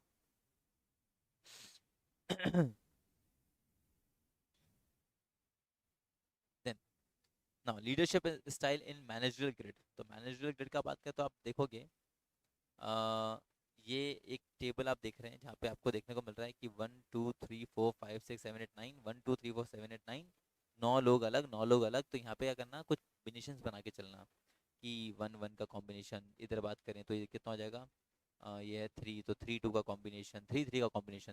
तो मतलब कॉम्बिनेशन वाइज जहाँ पे अपन क्या कर रहे हैं, देख रहे हैं कि भाई किस इंडिविजुअल को किसके साथ पेयर अप कर सकते हैं, तो that is called managerial grid.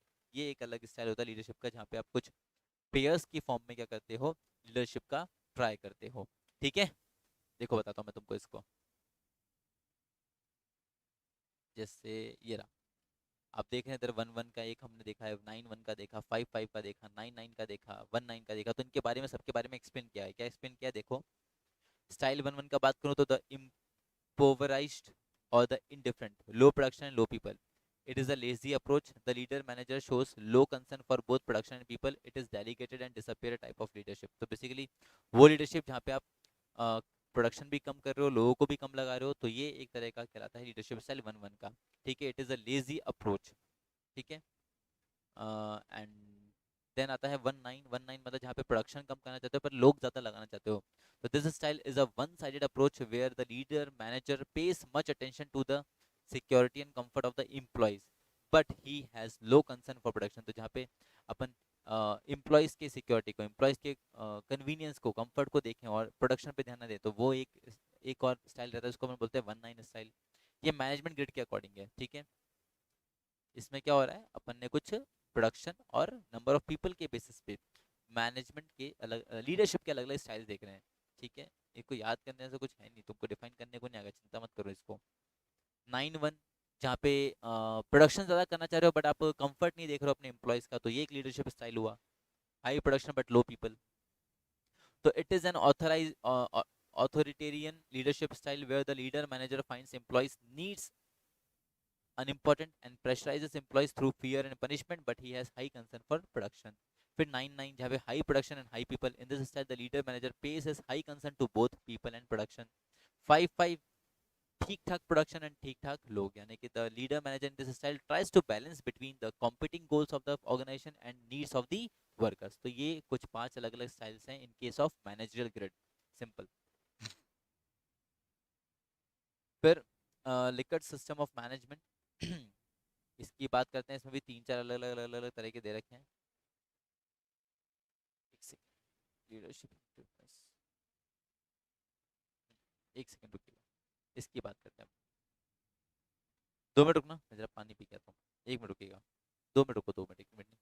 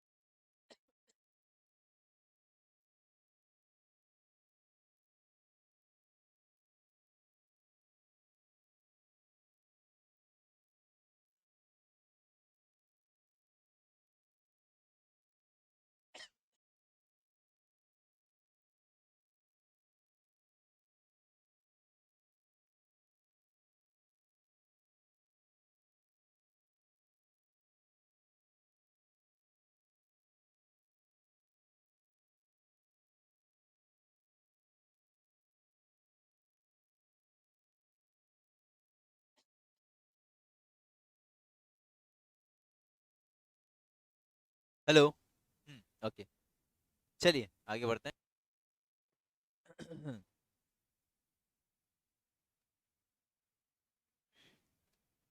Now Rensis Likert and his associates of the University of Michigan, USA, conducted an extensive survey of management style. तो इनके अकॉर्डिंग लिंकर्स, रेंसिस लिंकर्स के अकॉर्डिंग अपन देखें तो कौन कौन से स्टाइल से हमारे पास मैनेजमेंट की बात करते हैं, देखिए। पहला आता है एक्सप्लॉइटेटिव ऑटोक्रेटिक। इससे कोई मतलब नहीं, सीधा स्टाइल्स पे आ जाओ। तो पहला आता है एक्सप्लॉइटेटिव ऑटोक्रेटिक। इस स्टाइल में क्या था? The managers under this system make all work related decisions and order and order their subordinates to carry out the decisions। यानी कि जहाँ पे सारा का सारा काम से रिलेटेड डिसीजन कौन ले रहा है? मैनेजर ले रहा है। और अपने सबॉर्डिनेट्स को क्या कह रहे हैं कि भाई तुम ये काम करो, तुम ये सारा जो मैंने डिसीजन लिया ना उसको कैरी तुम करोगे, है ना, सारा काम तुम करोगे। तो वो होता है exploitative autocratic. The managers also define standards and methods of performance. अगर तुम देखोगे ना तो वो ऑटोक्रेटिक और वो जो था ना तुम्हारा, क्या कहते हैं, ऑटोक्रेटिक, डेमोक्रेटिक, उसी स्टाइल्स को अलग अलग अलग अलग वे में सब जगह बताया जा रहा है। कुछ नया नहीं है, उसी को अलग अलग वे में बताया जा रहा है, ठीक है ना। इसलिए ऐसा फटफट रीड करके निकाल दूंगा मैं इसको। The managers also define standards and methods of performance. अगर कुछ अलग दिखेगा तो बता दूंगा, डोंट वरी, है ना। The subordinates have absolutely no say in the decision making process. The communication between the manager and his subordinate is highly formal in nature and downward in direction। यानी ऊपर से जो डिसीजन आता है वो नीचे वाले को मानना पड़ता है। डाउनवर्ड डिसीजन मतलब डाउनवर्ड फ्लो हो रहा है कम्युनिकेशन का। सबऑर्डिनेट्स कुछ बोल नहीं सकते मैनेजर को। Such managers believe in threats and punishments to get things done. They exercise strict supervision and control over the subordinates. तो ये होता है आपका एक्सप्लॉइटेटिव ऑटोक्रेटिक। सेम ये वो ऑटोक्रेटिक की तरह था, बिल्कुल सेम, कुछ अलग था नहीं। देन बेनेवोलेंट ऑटोक्रेटिक, इसमें क्या देखते हैं?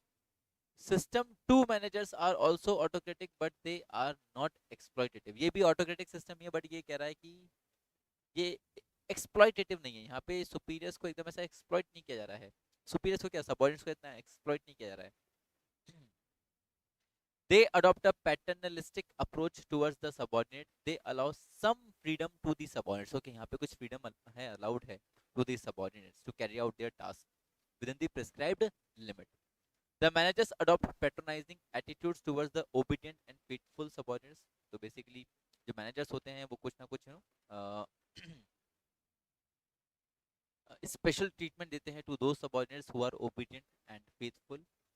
They are rewarded for accomplishment of goals, but the subordinates who do not do their tasks are treated harshly. Thus, carrot and stick approach to motivation is adopted in the system. बहुत बढ़िया। फिर तीसरा आता है consultative. जो democratic approach था ना, दूसरे से पूछे काम करना, वो है consultative. Managers under the system set goals and issue orders after discussing them with the subordinates। ठीक है, पहले सबऑर्डिनेट्स के साथ डिस्कस करके फिर यहाँ पे ऑर्डर वगैरह दिए जाते हैं, ठीक है, गोल्स को सेट किया जाता है, डिसीजन बाद में लिए जाते हैं। तो डेमोक्रेटिक की तरह जो अपन ने पहले पढ़ा था। They take major decisions themselves and allow subordinates to take the routine decisions. Subordinates are free to discuss the work related matters with the managers. Thus there is two-way communication in this system. Managers trust subordinate to carry out their task.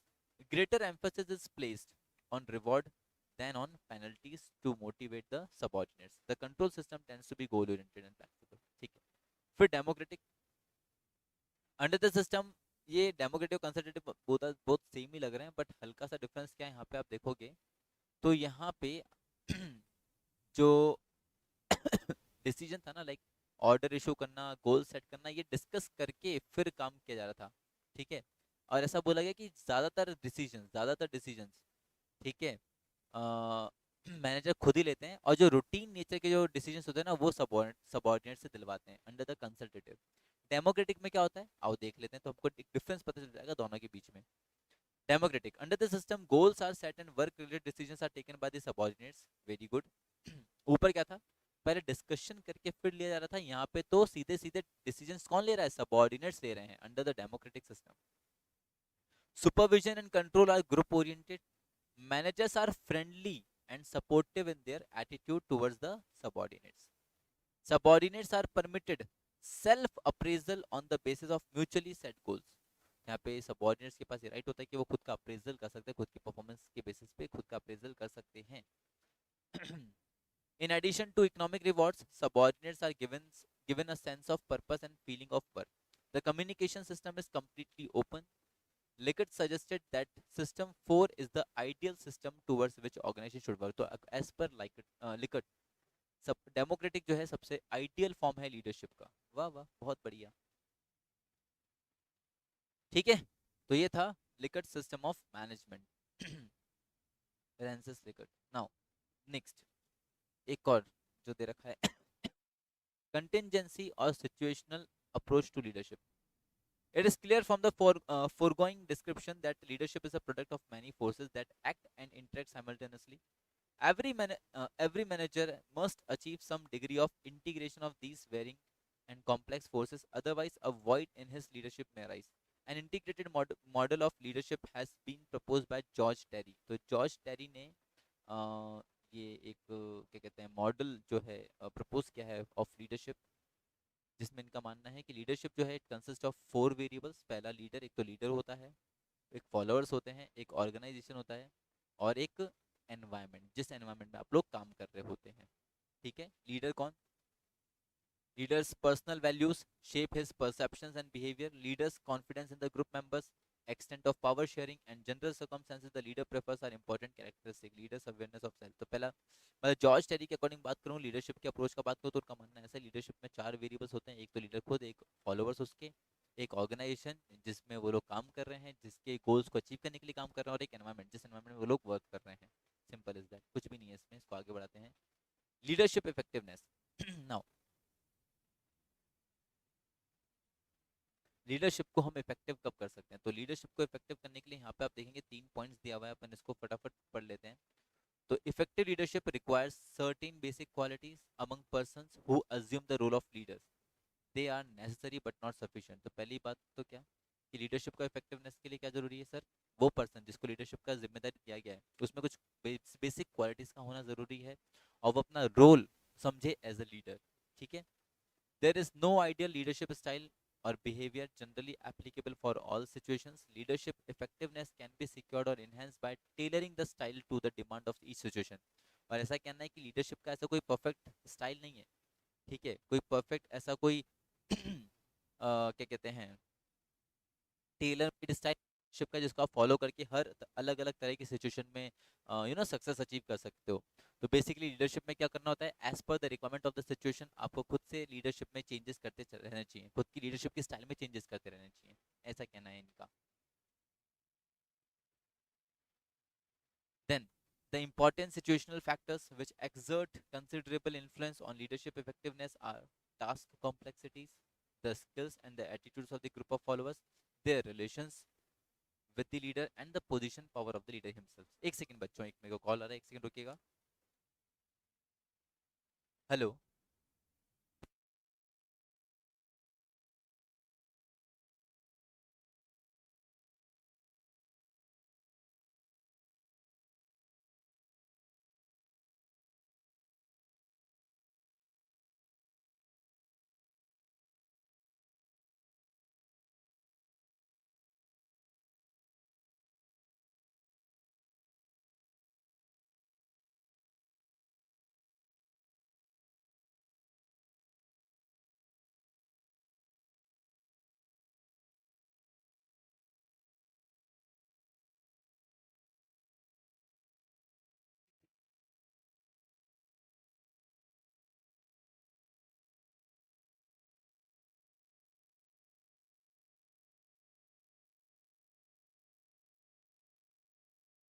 तो leadership वाले चीज को खत्म करते हैं अपन पहले, motivation भी बढ़ाएगा. चलो देखो, तो एक और फैक्टर जो इफेक्टिव लीडरशिप को अफेक्ट कर सकता है दैट इज टास्क कॉम्प्लेक्सिटीज, कि कितना डिफिकल्ट टास्क आपको मिलता है. Skills and attitudes of the group. ठीक है, जो ग्रुप ऑफ सबऑर्डिनेट्स आपके पास है, हाउ स्किल्ड दे आर. ठीक है, उनका क्या एटीट्यूड है towards the work, and their relationship with the leader and the position power of the leader himself. तो ये कुछ फैक्टर्स हैं जो कि आपके इफेक्टिवनेस को अफेक्ट कर सकते हैं लीडरशिप के. ठीक है। Now measures for developing leadership ability of management. अब सर इधर कुछ तरीके बताए गए हैं जिनको अपना के आप क्या कर सकते हो, लीडरशिप एबिलिटी को डेवलप कर सकते हो किसी मैनेजर की। वैसे तो मैंने कहा था ये इनबॉर्न कैरेक्टरिस्टिक्स होती है, एक इनबॉर्न क्वालिटी है जो एक लीडर में ऑलरेडी होता है, पर्सनल एक क्वालिटी है, बट स्टिल डेवलप करने का बात हो रहा है, सुधारने का बात हो रहा है। मान लो एक पर्सन में लीडरशिप क्वालिटी, तो उसको और कैसे डेवलप किया सकता है, तो what are the measures which can be used by the manager in order to develop the leadership qualities. तो क्या बोला उसके लिए यहाँ पे,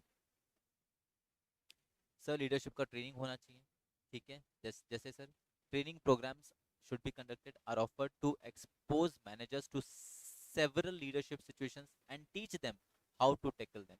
यानी कि सर कुछ ऐसा एनवायरनमेंट क्रिएट करके देना, कुछ जहाँ पे कुछ ऐसी सिचुएशंस क्रिएट करके देना जिनमें एक लीडर को रिएक्ट करना हो, ठीक है, जिससे कि वो क्या हो पाए, अपने लीडरशिप स्किल्स को डेवलप कर पाए। The situations are partly simulated and partly real. The trainers create the situations wherein the managers undergoing leadership training are provided opportunities to diagnose problems, think of ways and means of tackling them, which partly involve testing of various styles of leadership against reality. Leadership training gives insights and experiences of managers and appropriate attitudes and behavior which they have to adopt in tackling diverse situations, on how to gain initiative and command over a situation, how to inspire and motivate people। तो please में क्या होता है, situation build किया जाता है by the trainees, जो कि पार्टी रियल होता है और पार्टी आप समझ सकते हैं आर्टिफिशियल होता है, जहाँ पे रियल लाइफ सिचुएशंस में ना ऐसा कुछ सिचुएशन बना के देना जिसमें लीडर को क्या करना होगा, खुद से प्रॉब्लम डायग्नोस करके खुद से करेक्टिव मेजर्स लेने रहेंगे, ठीक है, और अपने ग्रुप की जो परफॉर्मेंस है उसको देखना रहेगा। तो ये होता है एक तो लीडरशिप ट्रेनिंग, कि जहाँ पे ट्रेन करके आप क्या कर रहे हो, उसको उसमें लीडरशिप क्वालिटीज को डेवलप कर रहे हो। दूसरा होता है इंटरनल ऑर्गेनाइजेशनल एक्सपोजर, कि विद इन दी ऑर्गेनाइजेशन ऐसा कुछ चीजें करना, ठीक है, विद इन दी ऑर्गेनाइजेशन ऐसा कुछ चीजें करना, एक सेकेंड, क्या विद इन दी ऑर्गेनाइजेशन ऐसा कुछ चीजें करना जिससे कि लीडरशिप क्वालिटी, मतलब उसको कुछ ऐसी सिचुएशन से एक्सपोज कराना, उसको इतना एक्सपोजर देना कि वो क्वालिटीज डेवलप कर सके। क्या हुआ,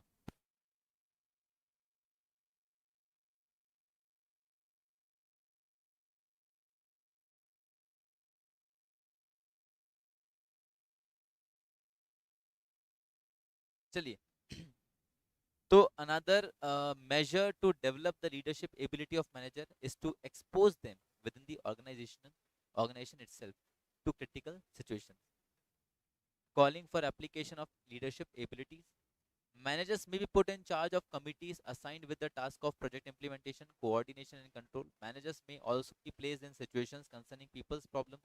For example, how to improve the lowered morale of a work group, how to resolve internal conflict, how to induce a sense of involvement of work groups in the organization, and so on। तो basically यहाँ पे कैसा है कि sir within the organization कुछ situation ऐसा expose किया जाएगा लीडर को, और उसको बोला जाए कि भाई अभी ये सिचुएशन चल रहा है, अभी ये मॉरल ऑफ एम्प्लॉयज डाउन है, बताओ कैसे इंप्रूव करें इसको, कैसे कैसे करने का, ऐसा कुछ। तो वो होता है internal organizational exposure.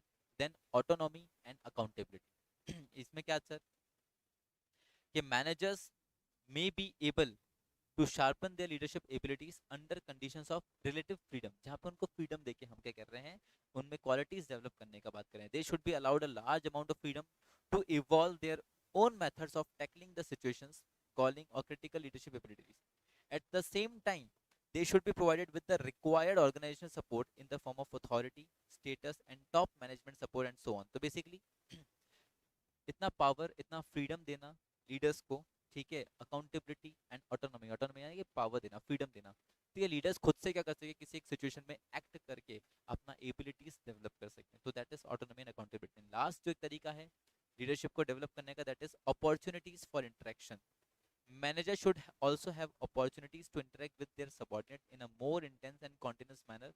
This is partly a matter of availability to time. Many managers get themselves so extremely busy with their own work that they don't find little time to talk or listen to their subordinates, to guide them, to understand their viewpoints, to be supportive to them and to develop them। तो basically ऐसा बोल रहे हैं, एक तरीका ये है अपने लीडरशिप स्किल्स को डेवलप करना कि भाई अपने जो रिलेशनशिप है विद योर सबऑर्डिनेट्स उनको इंप्रूव करें, है ना, ज़्यादा से ज़्यादा टाइम हो सके तो उनके साथ बिताएं। बिताएं तो क्या मतलब, ज़्यादा से टाइम मतलब खुद ही के काम में इतना मगन ना रहें कि दूसरे के साथ टाइम, मतलब अपने सबऑर्डिनेट्स को अपन टाइम ना दे पाए। क्योंकि एक लीडर उतना ही अच्छा होगा जितने अच्छे उसके फॉलोअर होंगे। तो एक तरीका ये भी है कि भाई अपने जो फॉलोअर्स हैं, है ना, उनके साथ एक अच्छा स्ट्रॉन्ग रिलेशनशिप बिल्ड करें। तो ये कुछ चीज़ें हैं, कुछ वेज हैं जिनके थ्रू एक लीडर क्या कर सकता है, अपनी क्वालिटीज़ को इम्प्रूव कर सकता है। ठीक है। तो ये था बच्चों तुम्हारा लीडरशिप वाला पार्ट, सिर्फ लीडरशिप वाला पार्ट। अभी सिर्फ लीडरशिप हुआ है, लीडरशिप को कैसे इफेक्टिव बनाया जाए, स्टाइल्स ऑफ लीडरशिप, लीडरशिप क्या होता है, कैरेक्टरिस्टिक्स ऑफ लीडरशिप, एंड हमने क्या पढ़ा कुछ, हाँ, उन्हीं लीडरशिप स्टाइल्स का एडवांटेजेस और डिसएडवांटेजेस पढ़ा। बाप रे बाप, काफ़ी थियोरेटिकल है ये, बहुत ज़्यादा थियोरेटिकल है। इकोनॉमिक्स बहुत अच्छा सब्जेक्ट है, बहुत ज़्यादा प्रैक्टिकल वे में चलता है। अभी मोटिवेशन बाकी है। मोटिवेशन इज लाइक लोगों को मोटिवेट करना टू डू एन एक्ट। अब इसमें मोटिवेशन में क्या है मोटिवेशन, अब आप उनको ऐसा कुछ गिफ्ट की फॉर्म, मतलब ऐसा कुछ रेम्यूनरेशन देना, ऐसा, ठीक है, बोनस वगैरह देना, इन तरह से मोटिवेशन दे सकते हो। एक हो सकता है कि उनको थ्रेट दे के, है ना, भी मोटिवेट करना। तो अलग अलग फॉर्म्स ऑफ मोटिवेशन, कि भाई मोटिवेशन क्या है क्या नहीं है। सी वाला बताना बेटा, ऑटोनॉमी वाला, सी वाला था ऑटोनॉमी, कि भाई इनफ फ्रीडम, इनफ पावर देना किसको, लीडर को, कि वो खुद से अलग अलग सिचुएशन में क्या कर सके, खुद के पास उसके इतना पावर रहे, फ्रीडम रहे कि वो खुद क्या कर सके, कुछ ना कुछ डिसीजंस ले सके, ताकि वो कभी ऑर्गेनाइजेशन में कभी कुछ सिचुएशन अराइज हो है तो वहाँ पे उसके इतना फ्रीडम रहे कि खुद से वो एक्ट कर पाए, ताकि खुद की क्वालिटीज को खुद डेवलप करता रहे। यहाँ पे अलग से कुछ ट्रेनिंग नहीं दी जा रहा, मतलब रूटीन लाइफ में ऐसा सिचुएशन आ रहा है जहाँ पे उसके इनफ फ्रीडम रहना चाहिए खुद से वो डिसीजन ले सके, ताकि खुद के स्किल्स को डेवलप कर पाए। वो था ऑटोनॉमी वाला बेटा, लक्ष्य का।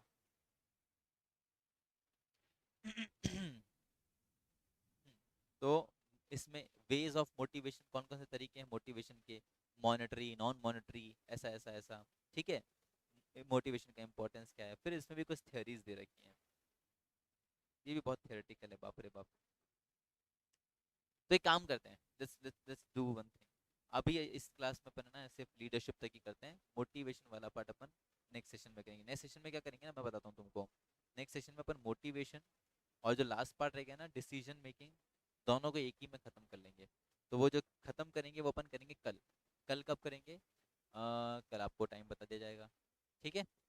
चलो, तो अभी का सेशन में भी यहीं पे वाइंड अप करता हूँ। तो कल वाला ये वाला पोर्शन तुम्हारा खत्म हो जाएगा, एंड कल तुम्हारा इको का भी रहेगा। इको के अंदर जो सप्लाई का एक रिमेनिंग पार्ट रहेगा ना, सप्लाई, सप्लाई के साथ कॉस्ट और रेवेन्यू को भी एक साथ लेके उसका भी अपन वाइंड अप कर देंगे, और नेक्स्ट 2 सेशंस में अपन बैंकिंग और मनी वाला करके भी खत्म कर देंगे।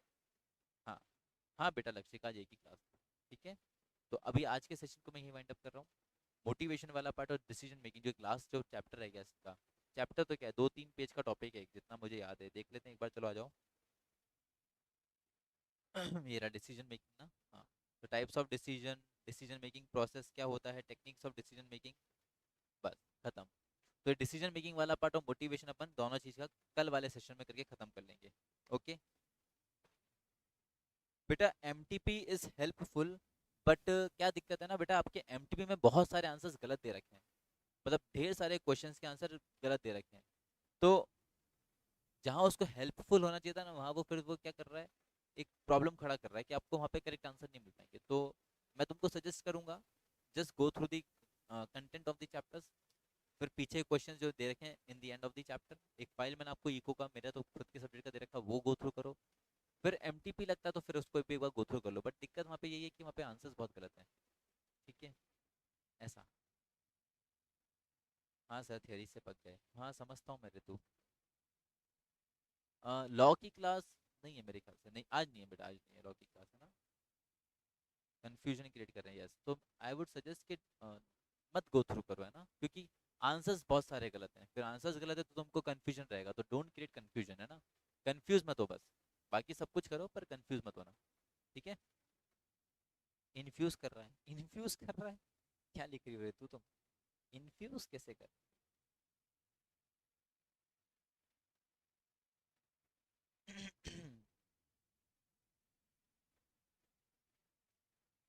हाँ, तो इसलिए बोल रहा हूँ, don't go for MTP, just go through the content.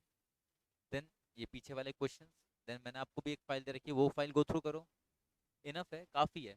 RTP MTP मत करो, कंफ्यूज हो गए। और ऐसा तो है नहीं कि क्वेश्चन वहां से आएगा, ऐसा कुछ भी नहीं है, ठीक है। एक क्वेश्चंस का पैटर्न आपको, क्वेश्चंस का पैटर्न समझना है कि यार क्वेश्चंस का पैटर्न कैसा रहता है, किस तरह क्वेश्चन पूछे जाते हैं, वो चीज समझने के लिए आप एमटीपी रेफर करो। मैं ये नहीं कहूंगा कि उनके आंसर्स भी देखो, मत करो, सिर्फ ये समझो कि किस तरह क्वेश्चंस पूछा जाता है, पैटर्न क्या रहता है, क्वेश्चन किस तरह से पूछा जाता है, क्या क्वेश्चन बन सकता है, वो चीज समझने के लिए आप एमटीपी रेफर करो, और फिर उसके अकॉर्डिंग कंटेंट पढ़ो अपना और खुद को प्रिपेयर करो। ऐसे मत जाओ, इस अप्रोच से मत जाओ कि हमको एमटीपी सॉल्व करना है। आप सिर्फ टाइप्स ऑफ क्वेश्चन देखो कि क्वेश्चन किस तरीके से फॉर्म होता है, कोई टॉपिक लिया उस पर क्वेश्चन किस तरह से फॉर्म हो रहा है, किस तरीके से क्वेश्चन पूछा जा रहा है, तो पैटर्न समझने की कोशिश करो सिर्फ। ठीक है, और फिर उसके अकॉर्डिंग, उन क्वेश्चंस के अकॉर्डिंग कोशिश करो कि आप अपना टॉपिक को प्रिपेयर करो। आ रही है बात समझ में? ऐसा करो। इफ आंसर्स गलत है तो ये अप्रोच होना चाहिए तुम्हारा, ये अप्रोच होना चाहिए तुम्हारा। क्लियर है बात?